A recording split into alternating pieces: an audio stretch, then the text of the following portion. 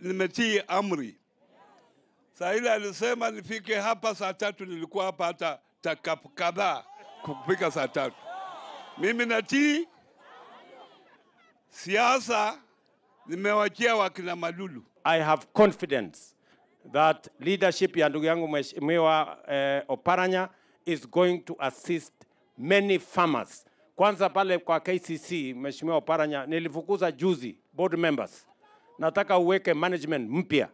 Ndio wakulima wetu zaidi ya 2 milioni wa maziwa waweze kupata pesa yao on time. Oparanya's new role came as a result of the formation of a broad-based government which continues to receive support from different sides of the political divide. Tuungane, tuwe team moja, one country, one united nation with a common destiny, us working together for the good and the interest of the Republic of Kenya, from all communities, from all regions and political formations. Watu wa Kakamega mimi nawauliza, mnakubaliana na mimi tuungane ama mnasema nini watu wa Kakamega? Mnasema tuungane? Na kushukuru vile umeunda upya your broad-based government. Na tusipofanya kazi hatuwezi kulipa kodi. Na tusipolipa kodi hakutakuwa na maendeleo yeyote. Kwa hivyo rais, naweza kuhakikishia sisi tuko nyuma yako na sisi tutakusaidia ya ukweli. Hawa Wabaluya hawasemi uongo. Kwa ajili kwa kila boma ya Mbaluya iko kanisa ya Mungu. Brian Amuai, K24. Former President Uhuru Kenyatta is seemingly a man in high demand lately. Political leaders crave to be associated with him, even in his deliberate absence from the political arena. But political analysts say that Uhuru may have been vindicated by the alleged failure of the current government to fulfill most of its campaign promises. And as Kimani Ngunjiri now reports, leaders want to reap from Uhuru's political capital, even as realignments ahead of the 2027 politics start taking shape. The country now is seemingly being prepared to get into yet another heavy political season, with political players now focusing on creating beneficial political bonds. And former President Uhuru Kenyatta appears to be a man in high demand, with heavy political figures who are now at different political camps in the country, salivating for an association with Uhuru. Kila mtu amekuwa akitaka kusema ya kwamba wameongea na Uhuru. Kila mtu. President Kenyatta is a vindicated man. And when a man is vindicated, he becomes a glorious man. Everybody wants to be associated with him. In a recent statement at a funeral service in Elgeyo Marakwet County, ODM leader Raila Odinga said that it was Kenyatta who advised him to reach out to President William Ruto at the peak of anti-government protests, a move that led to ODM getting a share of the government, even though Raila's decision has been termed as a betrayal. Uhuru ndiye alinipiga mimi simu. Uhuru kaniambia mimi tafuta Bwana Ruto ongea na yeye. Hayo ni uongo bwana. Jamani, na wengi wanaongea uongo. Kuna wale wanasema hata wametemewa mate. Umeshaona Uhuru akitema mate? But political pundits now see Raila's statement as a justification tactic aimed at correcting his perceived mess, and further, they argue that by Raila dragging Uhuru's name into the mix, he would also be acting as President Ruto's mouthpiece with a political intention. It could be that the current president realizes that my interests and Kenyatta's interest might align at some point, and I'll benefit through his support. But because I'm not in such a good relationship with him, I can use his friend Raila Odinga to entice him to come to our camp. The Wiper boss Kalonzo Musyoka has also shown deep desires for an association with Uhuru.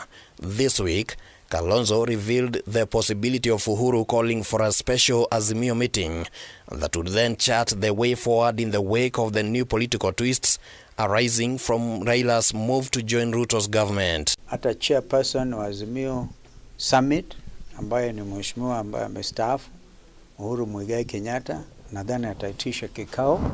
And given that Kalonzo has shown a strong indication that he would be on the ballot in the 2027 polls, his association with Uhuru, especially after Raila's statement, leaves observers thinking that Kalonzo could be keen to inherit the Mount Kenya vote through Uhuru, given the high possibility that Uhuru would have a strong command of the mountain in 2027. Who wouldn't want to benefit from the sway that Uhuru Kenyatta could still have over the people of Mount Kenya and his billions as well if he chooses to spend them in a political expedition?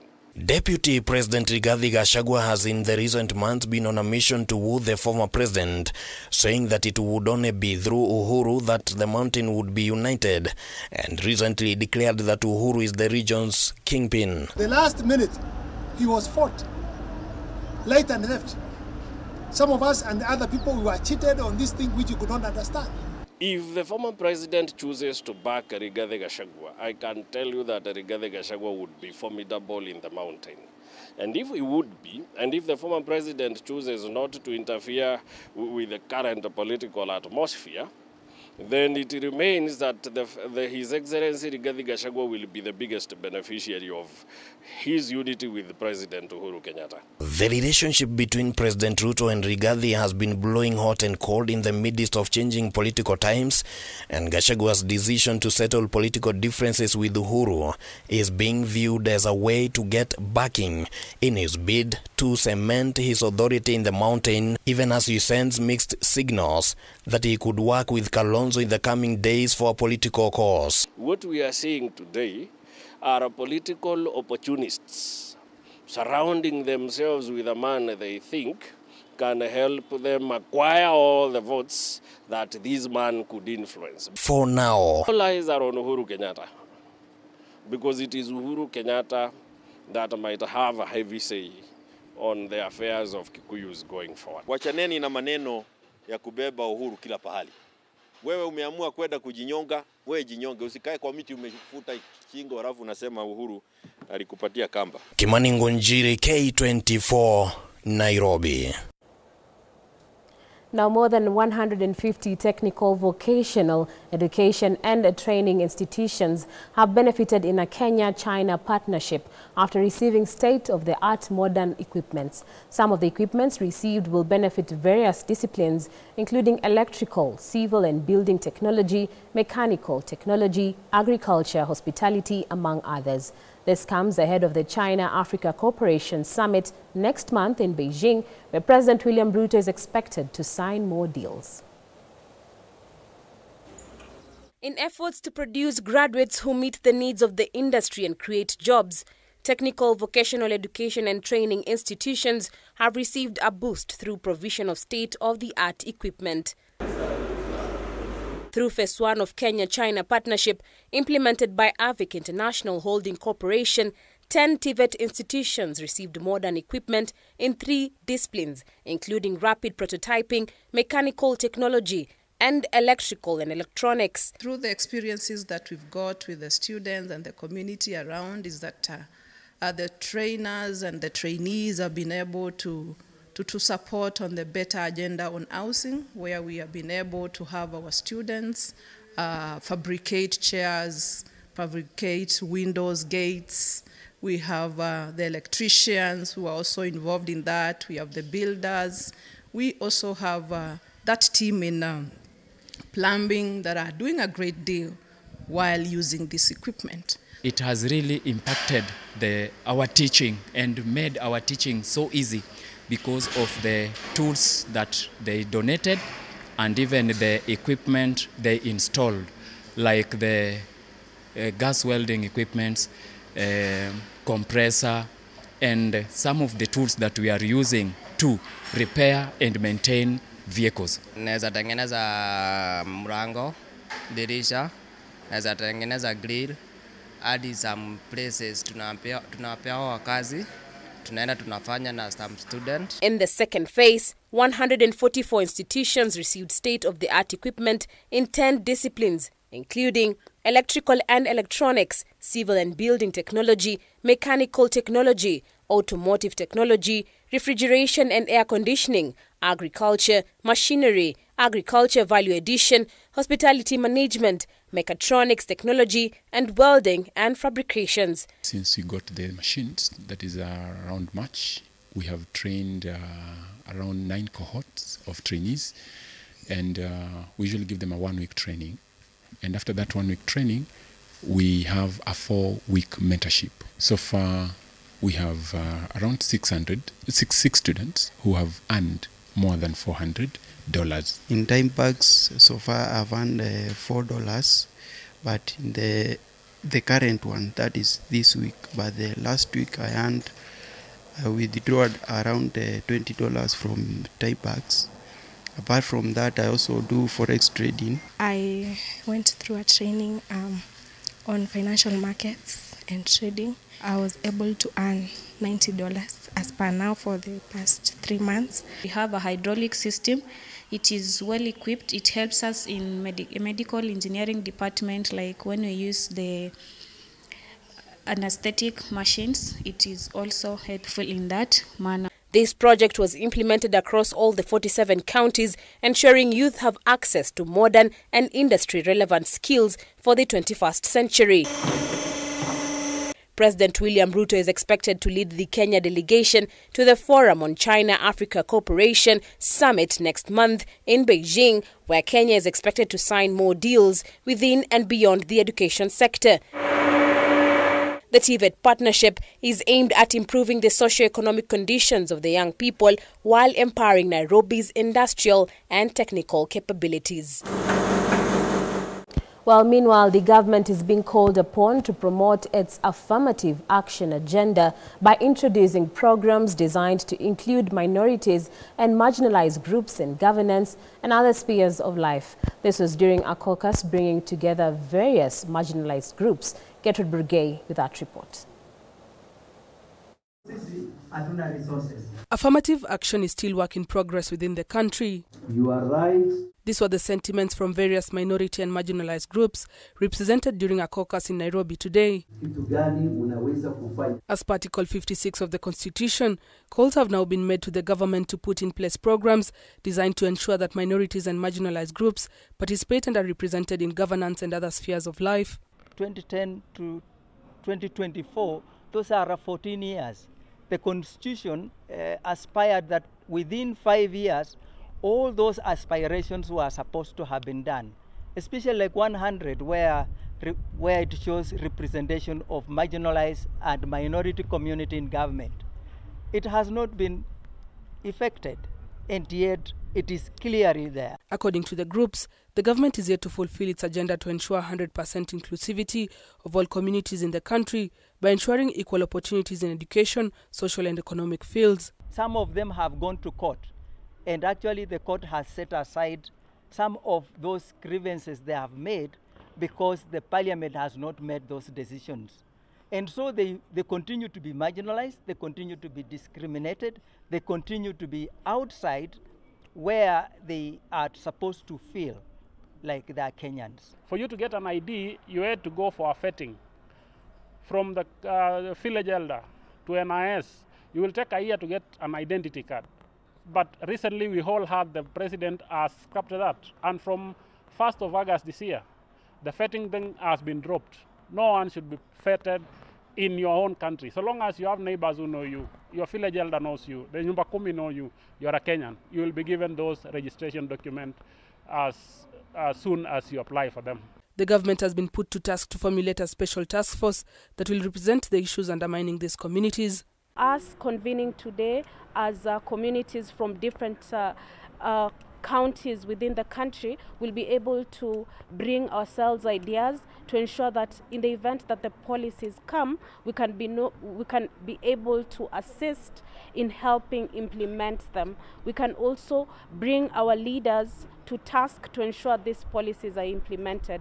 The policies which are deliberated in this meeting will then be forwarded before Parliament for implementation. We will outline all those issues to make sure that these communities are incorporated, their lands protected, their culture protected, their language protected, and their community recognized. Because if you are not recognized, you don't have an identity as a Kenyan, then who are you? Who is going to listen to you? Gertrude Burgay, K24 TV. K24 Sports News, powered by Mozart Bet.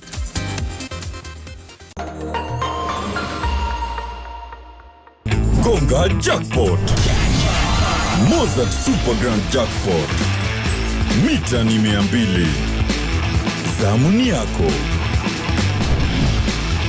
Kuwa mshindi. Mozart Bet. Now let's get sporty. Kenya Police FC head coach Salim Babu is oozing with confidence ahead of their debut in the CAF Confederations Cup, where they will face off with Ethiopia's Coffee Sports SC on Sunday at the Nyayo National Stadium. Kenya Police FC booked a ticket to the CAF Confederations Cup by virtue of winning the FKF Mozart Bet Cup final, where they edged out KCB FC 8-7 in post-match penalties. The match will be played at 3 p.m. with gets free for all the fans.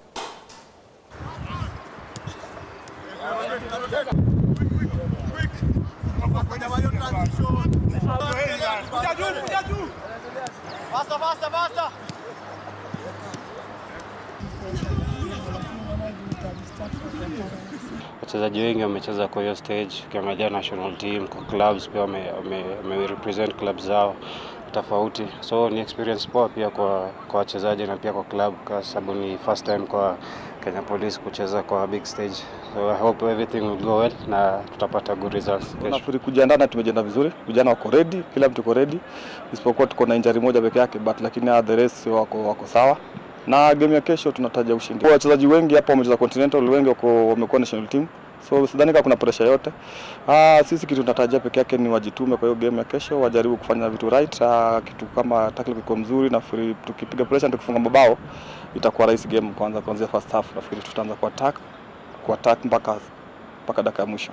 Dallas Sevens defending champions KCB Rugby are in the quarter-finals of the third National Sevens Circuit leg after winning all their Pool B matches on Saturday at the Mamboleo grounds in Kisumu County.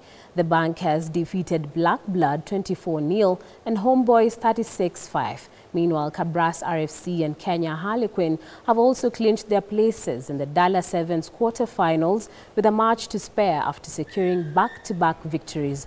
Kabras RFC defeated Stallions 19-0 and then beat hosts Kisumu RFC 19-5, reaching the quarters for the third time this season.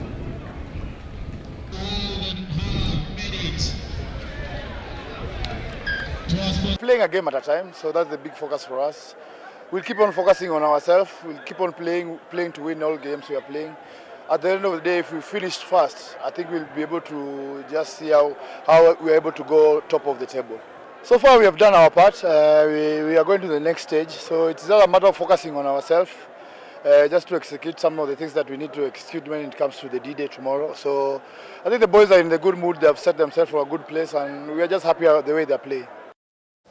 Lakers women hockey team bagged their first win of the season after defeating DFG Wolverines 2-1 in the Kenya Union Women Hockey Premier League match played on Saturday at the USIUA grounds. Lakers, who finished second in the regular Women Hockey Premier League season, set their intentions clear by sounding the board twice as they edged out DFG Wolverines, who have been blowing hot and cold this season, having played 4 games and lost all of them.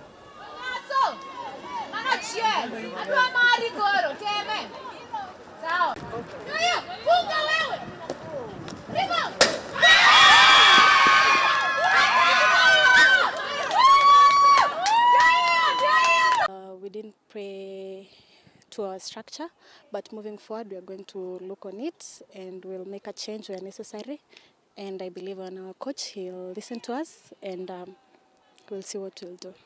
This is the first time we're playing in this ground, first of all, so we were trying to adapt, but now at least we've learned, we've known a few places we're going to work on, and tomorrow we're going to do much better.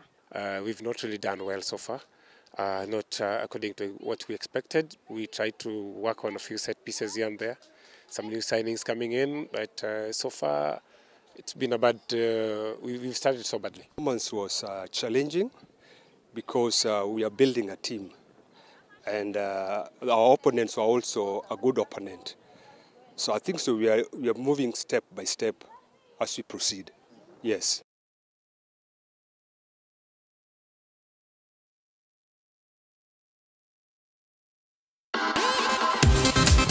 K24 Sports News, powered by Mozart Bet.